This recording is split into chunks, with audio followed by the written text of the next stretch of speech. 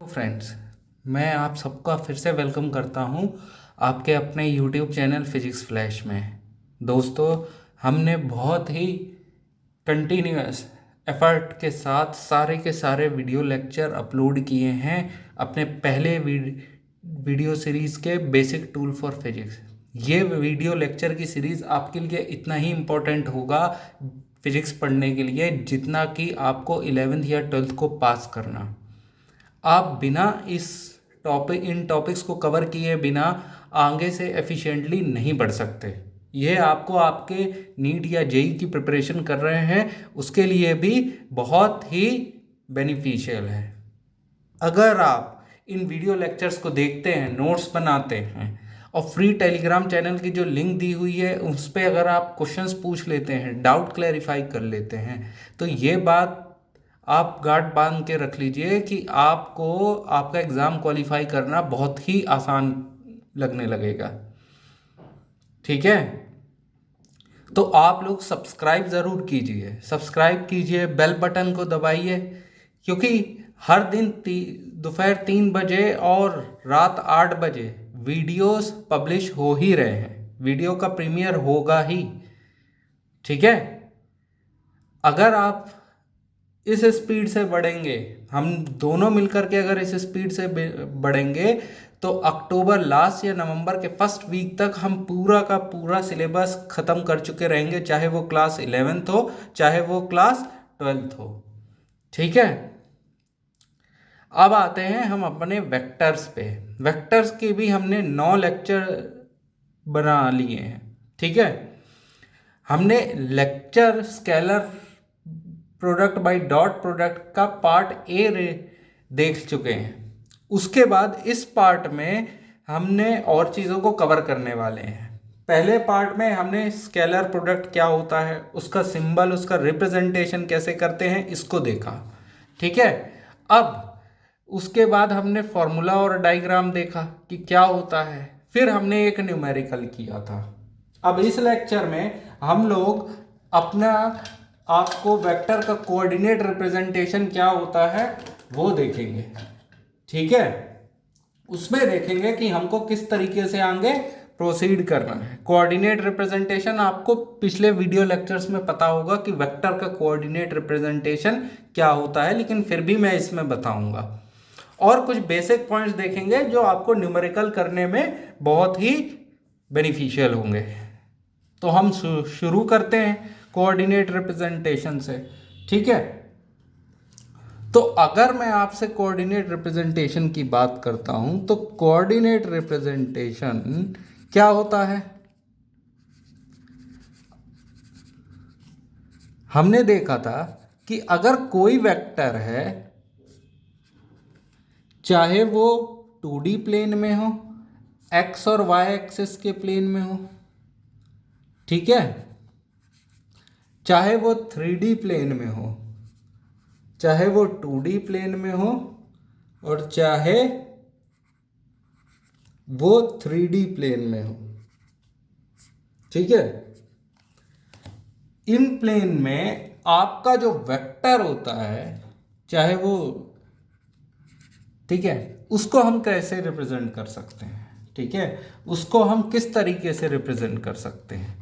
उसको हम ऐसे रिप्रेजेंट कर सकते हैं कि हमने वेक्टर ए को हम लिख सकते हैं a x I cap plus A Y J cap. ठीक है, अब ये आपको आपके पिछले वीडियो लेक्चर्स में मिल जाएगा कि इसका मतलब क्या होता है, अगर आप डायरेक्टली इस वीडियो को देख रहे हैं तो। ठीक है, मैं डिस्क्रिप्शन में लिंक भी डाल दूंगा और आपको लेक्चर के लास्ट में और लेक्चर के बीच में भी उसकी लिंक मिल जाएगी। अब आप सेकंड इसको देखिए, इसको हम रिप्रेजेंट कर सकते हैं a x I cap a y plus a z के कैप। ठीक है, तो इसमें कई बार आपको क्या देखने मिलता है कि इस वेक्टर को हम देखिए एक्स और वाई कोऑर्डिनेट के फॉर्म में रिप्रेजेंट कर रहे हैं। ठीक है, तो कई बुक्स में आपको क्या मिलेगा कि कई बुक्स में आपको आई कैप की जगह ये देखने मिलेगा, वेक्टर आई वेक्टर जे। तो क्या इसमें कुछ अंतर है? क्या ऊपर वाले रिप्रेजेंटेशन और नीचे वाले रिप्रेजेंटेशन में कोई अंतर है? देख लेते हैं। अभी इस बेसिक पॉइंट को हम कवर कर लेते हैं, ठीक है? तो आपका ये कंफ्यूजन दूर हो जाएगा। आप देखिए यूनिट वेक्टर क्या होता है। यूनिट वेक्टर होता है वेक्टर अपॉन उसका मैग्नीट्यूड, ठीक है? आपका मान लीजिए बी कैप एक यूनिट वेक्टर है ना, अपॉन मैग्नीट्यूड ऑफ। तो अगर हम देखिए यूनिट वेक्टर आपका होता है वेक्टर अपॉन आई कैप, एक यूनिट वेक्टर है अलोंग एक्स डायरेक्शन, ये हम पढ़ चुके हैं। अब यूनिट वेक्टर का मैग्नीट्यूड क्या होगा आप सभी को पता है। यूनिट वेक्टर का मतलब कि जिसका आपका मैग्नीट्यूड क्या है, 1 है, जिसका मैग्नीट्यूड क्या है, 1 है। तो अगर इसका मैग्नीट्यूड आई कैप का 1 है तो क्या मैं आई कैप को वेक्टर आई के बराबर नहीं लिख सकता? क्या मैं आई कैप को आई के बराबर नहीं लिख सकता क्या? बिल्कुल लिख सकता हूं। सिमिलरली आप जे कैप को वेक्टर जे के बराबर लिख सकते हैं, ठीक है? जे कैप को आप वेक्टर जे के बराबर लिख सकते हैं, ठीक है? तो आप अगर आई कैप लिखे चाहे वेक्टर आई लिखे, जे कैप लिखे वेक्टर जे लिखे, इससे फर्क नहीं पड़ेगा। आप आई और जे अल्फाबेट का जैसे इस्तेमाल करेंगे समझ जाएंगे बुक में कि वो यूनिट वेक्टर है। ओके, ठीक है? तो अब हम आगे बढ़ते हैं, है ना? तो अभी तक हमने प्रोडक्ट सिंपल फॉर्मूले में देखा था। हमने सिंपल फॉर्मूला अपना देखा था कि आपका वेक्टर ए डॉट वेक्टर बी जो होता था वो था ए बी कॉस थीटा, ठीक है? अब मैं कोऑर्डिनेट के टर्म्स में इन वेक्टर को मल्टीप्लाई करना है। वेक्टर ए क्या है आपका, ए एक्स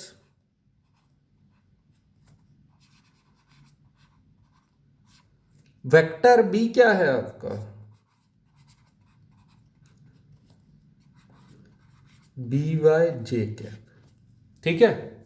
अब इन दो वेक्टर्स पे वेक्टर ए और वेक्टर बी में आप देखिएगा मैंने इन दोनों को इस फॉर्म में रिप्रेजेंट कर दिया है। अब इन दोनों के बीच में डॉट प्रोडक्ट है। क्या है? डॉट प्रोडक्ट है। तो वेक्टर डिस्ट्रीब्यूटिव तो होता है, तो क्या मैं इसको लिख सकता हूं आई कैप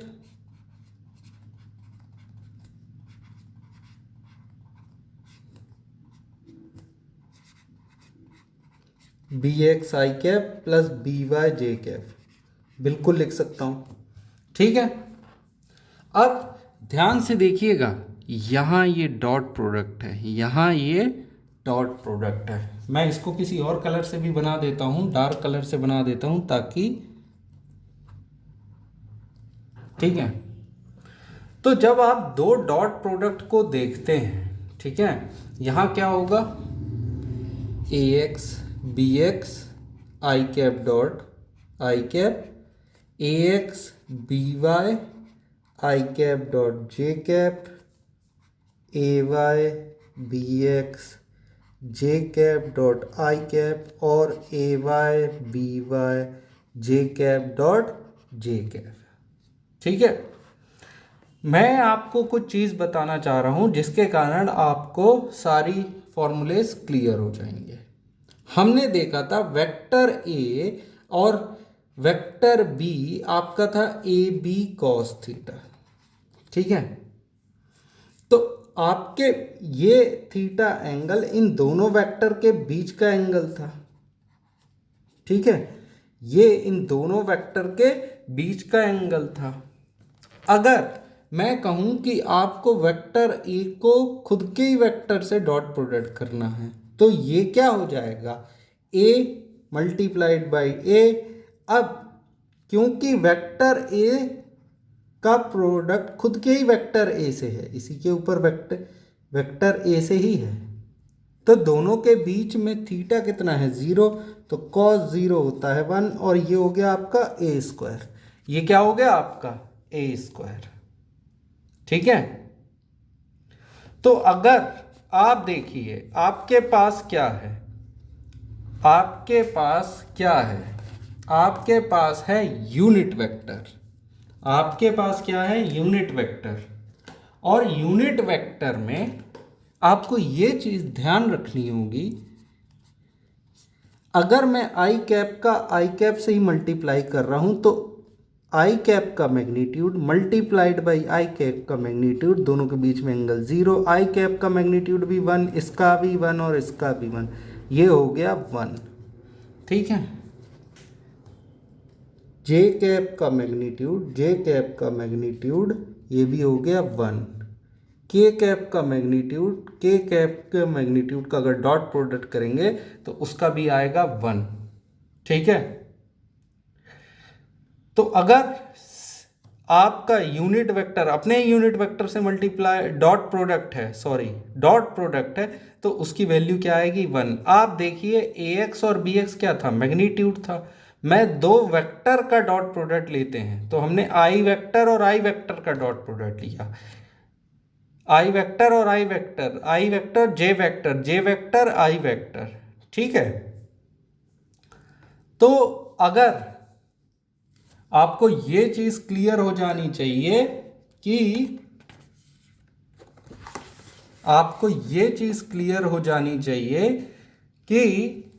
अगर यूनिट वेक्टर का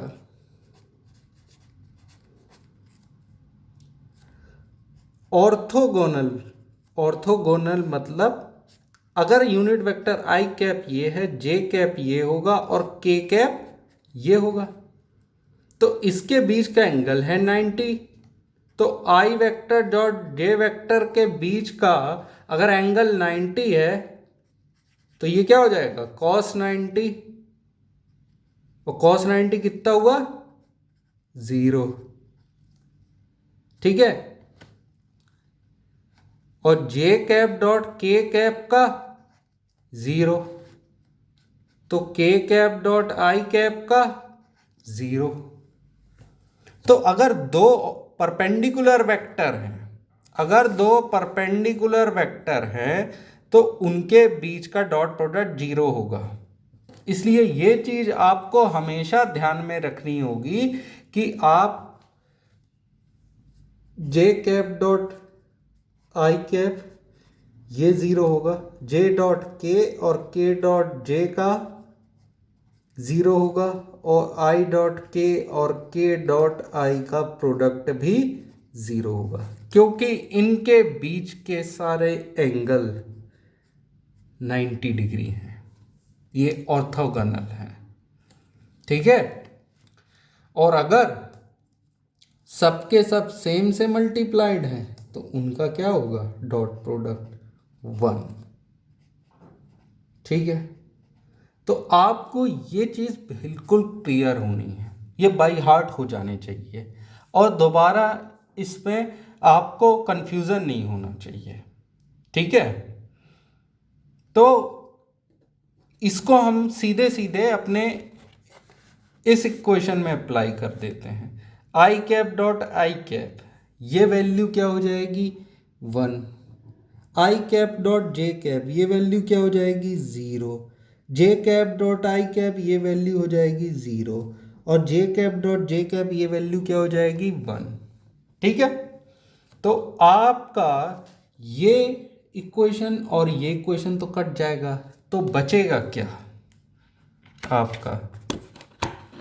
आपका बचेगा क्या, A x B X plus A Y B Y. ठीक है, वेक्टर ए डॉट वेक्टर बी, जहाँ पे vector A x I cap plus A Y J cap था और वेक्टर बी एक्स आई कैप प्लस बी वाई जे कैप था, इन दोनों का हम डॉट प्रोडक्ट करते हैं। तो आई कैप से आप डायरेक्ट मल्टीप्लाई करेंगे, ए वाई का बी वाई से मल्टीप्लाई करेंगे। ऊपर का मैंने जितना एक्सप्लेन किया वो समझाने के लिए किया था। अब कभी भी आपको इस तरीके की इक्वेशन मिलेगी तो आप उसमें टाइम नहीं लगाएंगे। इन केस अगर आप स्कूल के एग्ज़ाम दे रहे हैं, पर्टिकुलरली वेक्टर पूछा गया है सिर्फ, तो आप फिर पूरा करके ऊपर वाली मेथड पूरा करके बताएंगे। वरना आप देखेंगे आई कैप के टर्म से मल्टीप्लाई किया और हमारा आया ए एक्स बी एक्स, और ए वाई का बी वाई से मल्टीप्लाई किया तो हमारा टर्म आया ए वाई बी वाई। बस इतना है, बस इतना ही है डॉट प्रोडक्ट। तो आपको पूरा उतना करने की ज़रूरत नहीं है। ठीक है, अब आते हैं कि अगर वेक्टर ए 3D उसमें दिया हो, जेड भी हो, ए x I cap plus A Y J cap plus a z के कैप, और वेक्टर बी है बी एक्स आई कैप प्लस बी वाई जे कैप प्लस बी जेड के कैप, और दोनों वेक्टर का अगर मैं डॉट प्रोडक्ट निकाल लूँ तो फिर आप क्या करोगे? एकदम शॉर्ट ट्रिक, कुछ और करने की ज़रूरत नहीं है। आप ए एक्स बी आई कैप वाले कोफिशिएंट को मल्टीप्लाई करोगे, ए एक्स का मल्टीप्लाई बी एक्स से, फिर आप ए वाई बी वाई के कोफिशिएंट को मल्टीप्लाई करोगे, ए वाई का मल्टीप्लिकेशन बी वाई से, फिर इन दोनों का मल्टीप्लाई करोगे तो क्या हो जाएगा? ए जेड का मल्टीप्लिकेशन बी जेड से। ठीक है, आपको बस इतना ही करना है। तो ये है, अगर मैं शॉर्ट ट्रिक करूं कि coefficient of I cap is multiplied of similar vector is multiplied of similar unit vector is multiplied. ठीक है, तो अब हम अपने क्वेश्चंस में आ जाते हैं। अब हम डायरेक्टली क्वेश्चंस में आ जाते हैं। तो हम देखते हैं कि हमारा पहला क्वेश्चन हमें क्या बोलता है। ठीक है, हम देखते हैं हमारा पहला क्वेश्चन हमारा क्या बोलता है। इसमें बोला गया है, अगर हम ध्यान से इस क्वेश्चन को पढ़ें, कि टू वेक्टर्स, पहला क्वेश्चन ये भी एच.सी. वर्मा के एक्सरसाइज से लिया गया है।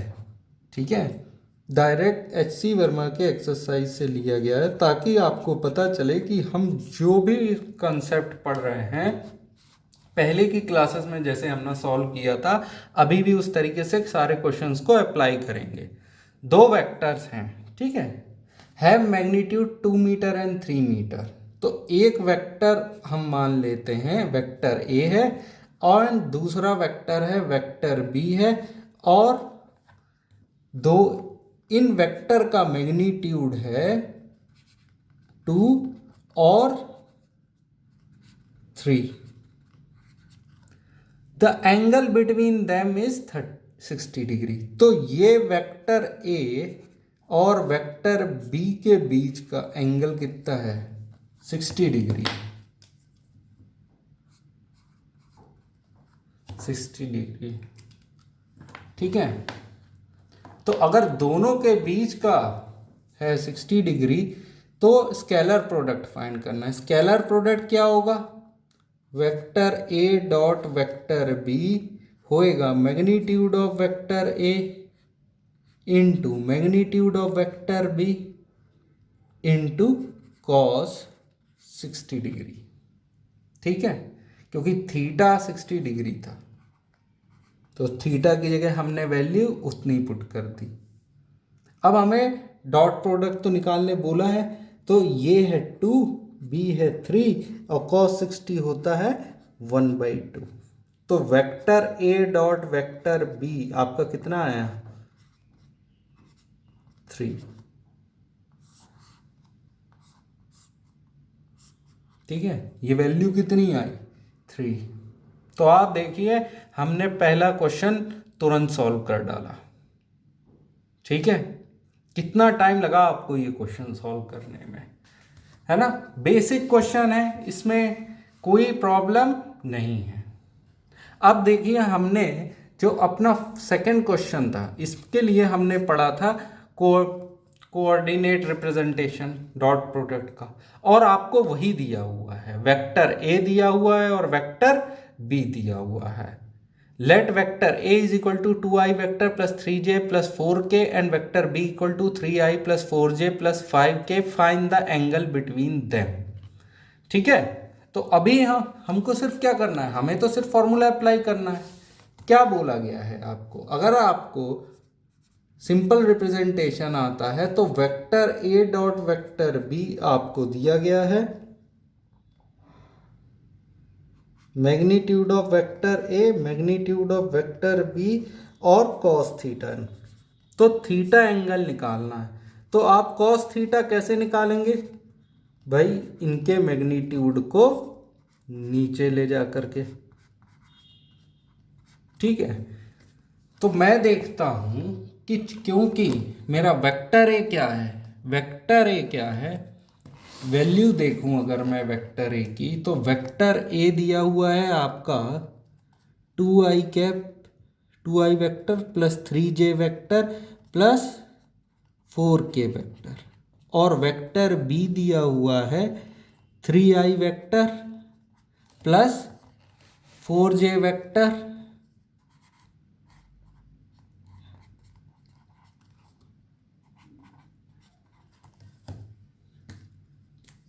तो वेक्टर ए डॉट वेक्टर बी जब मैं करूंगा तो किसको 2 और 3 को मल्टीप्लाई करूंगा।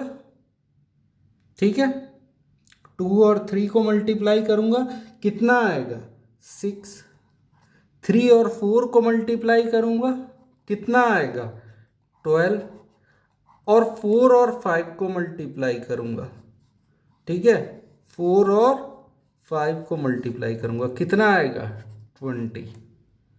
तो 18 प्लस 20 कितना हो गया आपका 38। 18 प्लस 20 आपने वैल्यू निकाल ली 38। मगर अभी आपकी सिर्फ क्या आई, न्यूमरेटर की वैल्यू आई। क्या डिनोमिनेटर निकालना बाकी है, हाँ बिल्कुल। ठीक है, तो किस तरीके से हम और आगे बढ़े, तो हमें निकालना है मैग्नीट्यूड ऑफ वेक्टर ए। ठीक है, हमें निकालना है मैग्नीट्यूड ऑफ वेक्टर ए। तो आपको वेक्टर ए दिया है तो मैग्नीट्यूड कैसे निकलेगा, हमें मालूम है कोफिशिएंट सबका स्क्वायर, तो ये हुआ 2 का स्क्वायर प्लस 3 का स्क्वायर प्लस 4 का स्क्वायर। हमें वेक्टर ए दिया हुआ था और इसका मैग्नीट्यूड निकालना था। अब आप बोलेंगे कि ये कैसा आया, तो इम्पोर्टेंट है। जिन बच्चों को अभी भी नहीं समझ में आ रहा है, मैंने अभी ऊपर समझाया था कि अगर वेक्टर ए को आप अपने ही वेक्टर से मल्टीप्लाई कर दीजिए तो क्या हो जाएगा, magnitude of vector A magnitude of vector a cos 0 degree, cos जी, इसको आप ए भी लिख सकते हैं। ठीक है ना, तो इसको आप ए भी लिख सकते हैं। तो ये क्या हुआ आपका, ए स्क्वायर के बराबर हो गया। ठीक है, ये ए स्क्वायर के बराबर हो गया। तो vector A dot vector A को आप लिख सकते हैं ए स्क्वायर। ठीक है, या फिर मैग्नीट्यूड ऑफ वेक्टर ए का होल स्क्वायर। तो आप हम देखते हैं कि सर फिर भी अभी समझ में नहीं आया। तो वेक्टर ए को आपने लिखा 2i vector plus 3j vector plus 4k vector, और फिर एक और मैंने मैग्नीट्यूड लिखा, एक और बार वेक्टर ए को लिखता हूं 2i vector plus 3j vector plus 4k vector.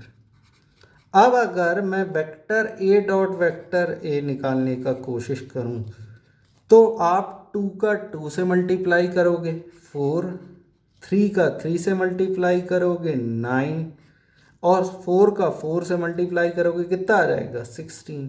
और vector A dot vector A को क्या मैं लिखता हूं ए स्क्वायर। तो क्या आपका ये चीज़ सेम नहीं है जो मैंने ऊपर लिखा था 4 + 9 + 16, और मैग्नीट्यूड निकाला तो क्या आ गया रूट। ये कितना आया आपकी वैल्यू √29। ठीक है,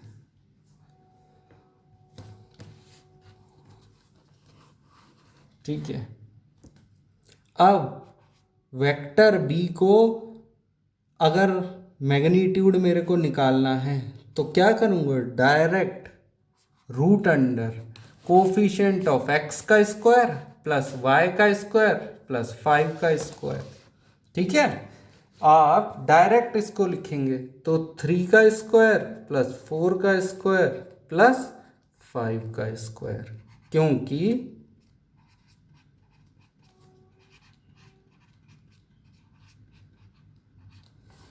हमने वही किया। तो ये कितना आ गया 9 + 16 + 25, और ये कितना हो गया √50। ठीक है, तो मैं देखता हूँ कि मैग्नीट्यूड ऑफ रूट ए मुझे दिया हुआ है, आया मैंने कैलकुलेट किया √29, और मैग्नीट्यूड ऑफ रूट बी मेरा आया मैग्नीट्यूड ऑफ बी कितना आया √50। तो अगर मैं इसको लिख लेता हूँ तो मेरा क्या आ गया अपॉन √1450। तो अगर मैं इसको देख लेता हूँ तो cos 30 हो गया 38 अपॉन √1450। √1450 मेरा हो गया 25√2। या फिर आप इसको लिख सकते हो, क्योंकि रूट को नीचे नहीं लेते हैं तो आप इसको लिख सकते हो 25। तो ये हुआ cos थीटा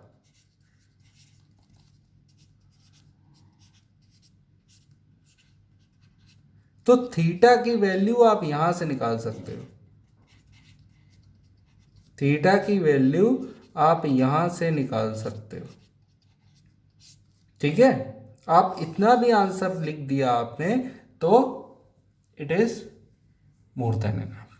ओके, ठीक है, तो ये हमने 2 क्वेश्चन आपके सॉल्व करवा दिए। ठीक है, अब एक क्वेश्चन और इम्पोर्टेंट और एक अच्छा क्वेश्चन हमें दिया हुआ है, वो ये है कि give an example for which vector a dot vector b is equal to vector c dot vector b, लेकिन but vector a is not equal to vector c। ठीक है, तो हमें क्वेश्चन में दिया हुआ है कि वेक्टर a डॉट और वेक्टर b का डॉट प्रोडक्ट इसके बराबर होना चाहिए, मगर a c के बराबर नहीं है। ठीक है, ए सी के बराबर नहीं होना चाहिए। तो ऐसा कोई एग्जाम्पल है क्या, हम देखते हैं। तो वेक्टर ए डॉट वेक्टर बी अगर देखते हैं,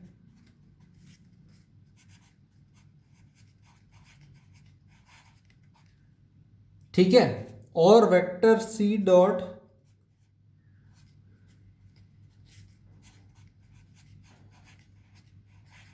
टू देखते हैं, तो हमें ये देखना है कि ए और सी बराबर तो नहीं है। ठीक है, हम देखते हैं इन दोनों वैल्यू को अगर मैं रख देता हूं, cos theta 1 equal to C B cos theta 2, तो हमें बोला गया है कि अगर इन दोनों को कि वेक्टर ए और वेक्टर सी बराबर ना हो, ठीक है, मगर इनका मैग्नीट्यूड तो बराबर होना चाहिए।